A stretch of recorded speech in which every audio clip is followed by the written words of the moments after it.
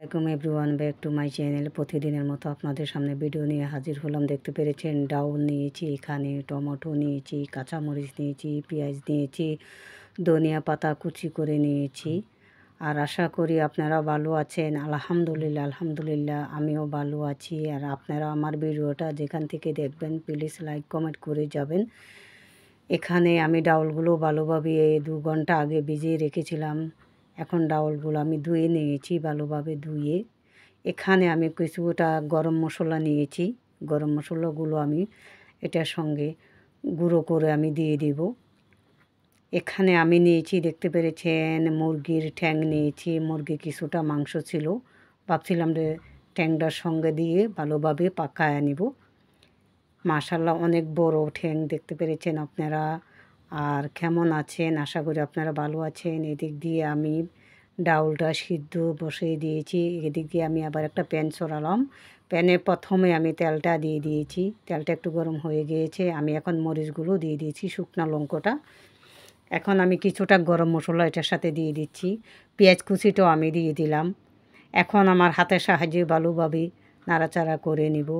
আর আপনারা দেশ বিদেশে যারা অবস্থান করছেন, প্লিজ যেখান থেকে আপনারা আমার ভিডিওটা দেখবেন, আশা করি লাইক কমেন্ট করে যাবেন। এখন আমি মাংসটা আমি দিয়ে দিয়েছি ভালোভাবে। পেঁয়াজের সঙ্গে এটা ভালোভাবে একটু কষিয়ে নিব। এখন হালকাভাবে একটু পানি দিয়ে দিলাম। এখন আমি মশলাটা দিয়ে দেবো। 2 চামচ মরিচের গুঁড়ো, 1 চামচ ধনিয়ার গুঁড়ো, 1 চামচ হলুদের গুঁড়ো, 1 চামচ গরম মশলার গুঁড়ো, স্বাদ অনুযায়ী লবণটা দিয়ে দিয়েছি। আবারও আমি 1 চামচ গরম মশলা দিয়েছি। এখন দিয়ে দিচ্ছি টমেটোটা।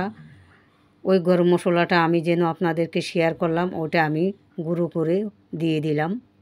ভালোভাবে একটু মশলাটার সঙ্গে মিক্স করে নিচ্ছি। একটু কষানো হবে, তারপরে আমি পানিটা ইউজ করব। আমি ওই অন্য চুলাতে আমি গরম পানি বসিয়ে নিয়েছি। এখন আমি ঢাকনাটা লাগিয়ে দিব। আবারও আমি ঢাকনাটা ওপেন করলাম, হয়ে গেছে। এখন আমি ডাউলটা দিয়ে দিচ্ছি। ডাউলটা ভালোভাবে মিক্স করে নেব এটার সঙ্গে। মাশাআল্লাহ খেয়েছিলাম, অনেক সুস্বাদু হয়েছে তরকারিটা।